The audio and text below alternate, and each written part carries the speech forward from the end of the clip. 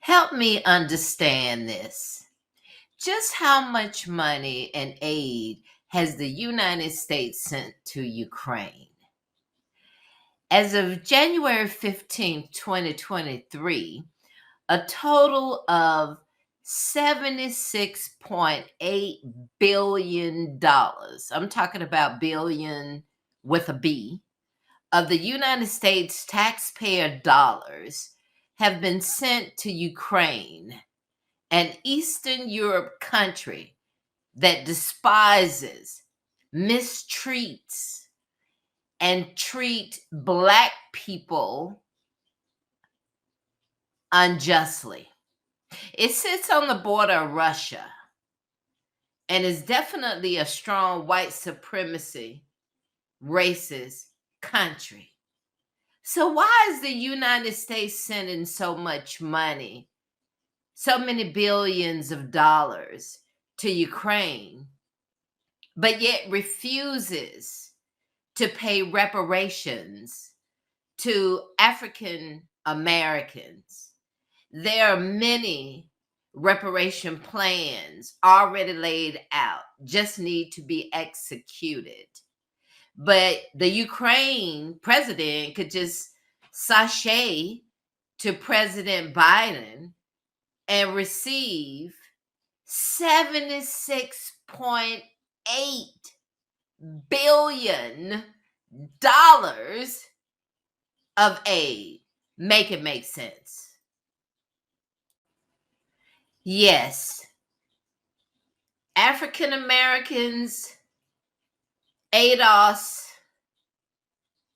Black people, listen up. So this is part 2 of just how much money and aid has the United States sent to Ukraine. In part 1, I told you that as of January 15th, 2023, a total of $76.8 billion, that's right, billion with a B, of United States taxpayer dollars have been sent to Ukraine. Again, an Eastern European country that despises, mistreats, and unjustly harms Black people. It sits on the border of Russia and definitely a strong white supremacy, racist country.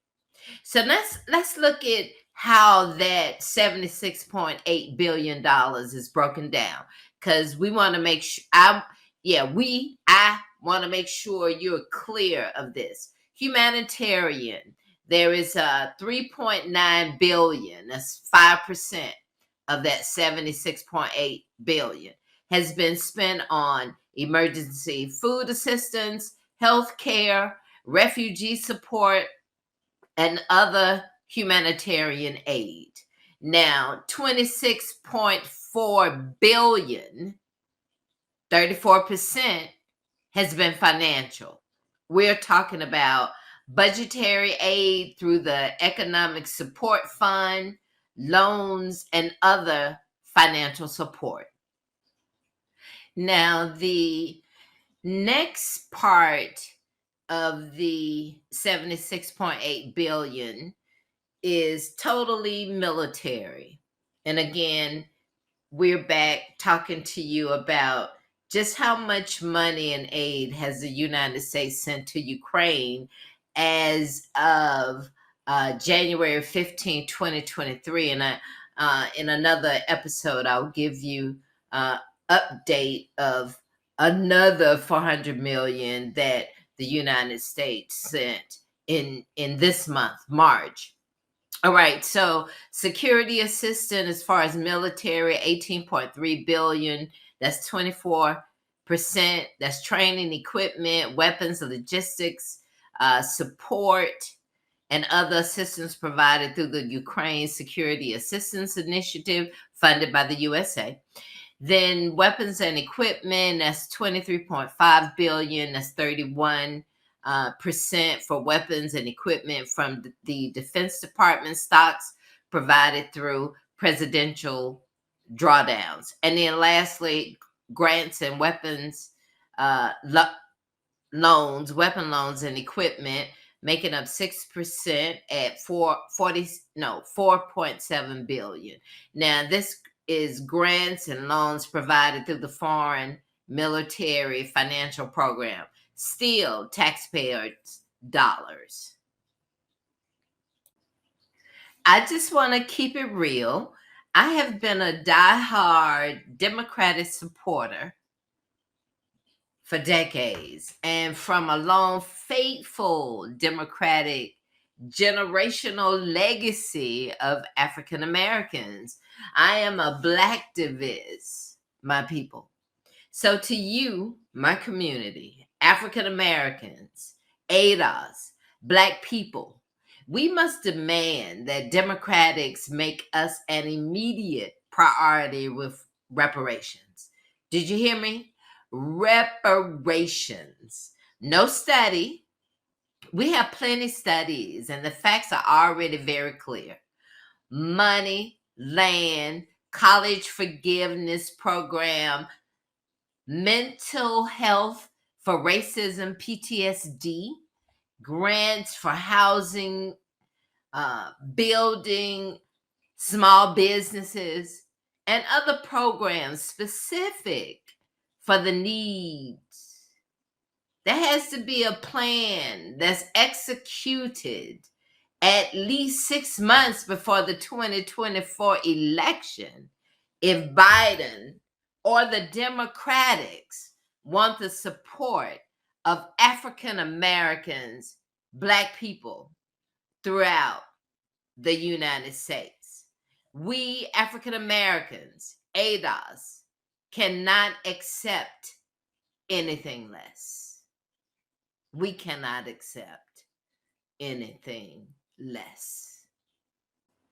Join me along with African American activists around the country in this initiative.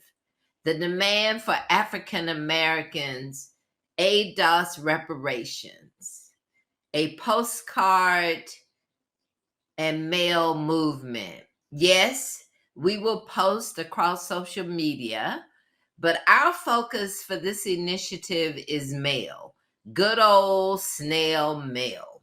We have launched blackdemocratics.com and will provide mailing addresses for all congressional politicians. With postcards and letters, we are going to make our demands known to every U.S. legislators. I hope you will join us.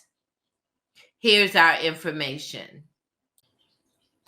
And as of March 3rd, 2023, the United States committed to transferring military equipment worth up to $400 million to Ukraine to aid in its defense against the Russian invasion.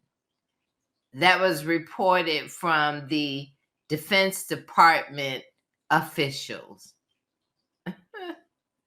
My African American, my African American ADOS folks, Black folks, make it make sense.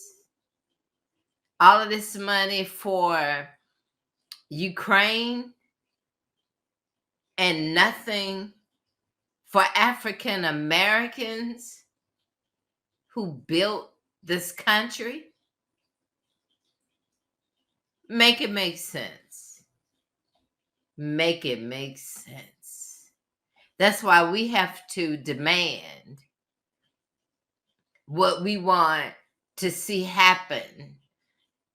Asking has gotten African Americans nowhere.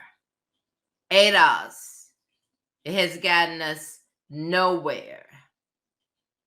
It's time to stop asking and demanding respectfully, but knowing our power. We have numbers. We must demand that Biden and his administration either put up, shut up, or move.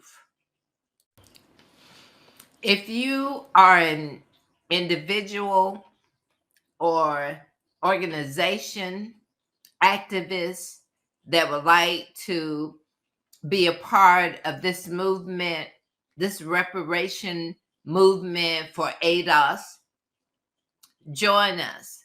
We are only here to magnify your efforts and bring all of us together to push this agenda forward, not asking, but demanding.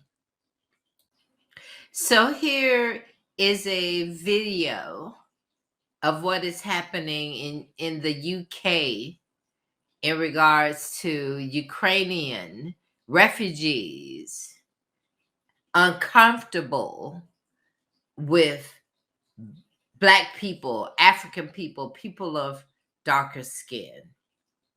Ukrainian refugees that fled their country to go to the UK for safety are now finding it difficult to live in the UK because of all the Black people and the Muslims that are living in those areas. After a week of staying there, her guest told her there were too many Muslims in the area.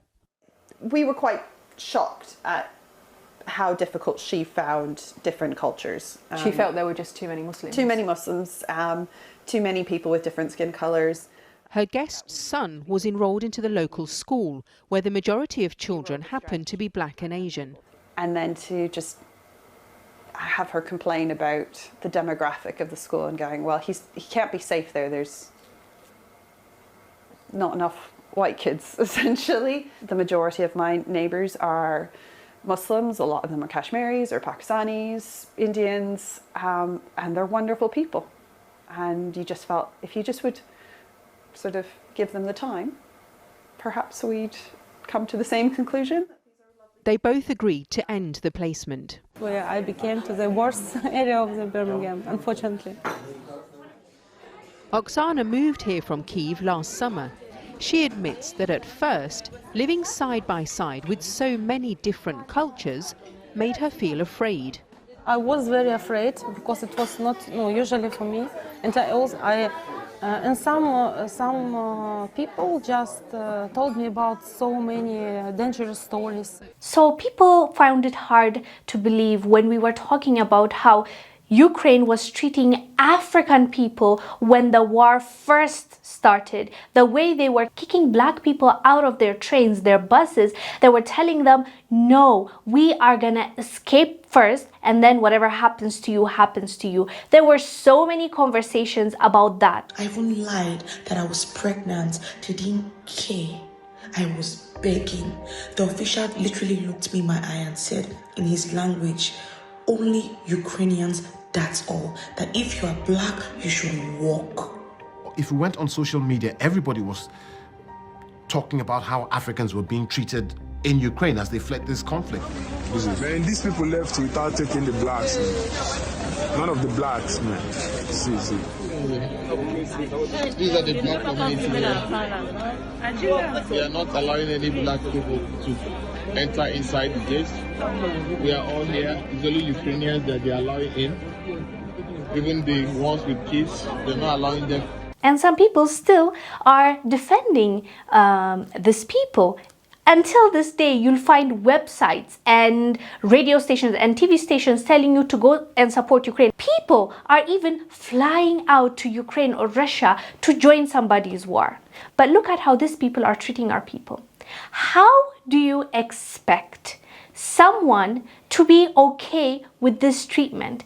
And you want us to care more than our own problems for these people's problems who don't even want to be in the same school, in the same neighborhood with our people. It does not make sense, and I'm glad the truth is being exposed.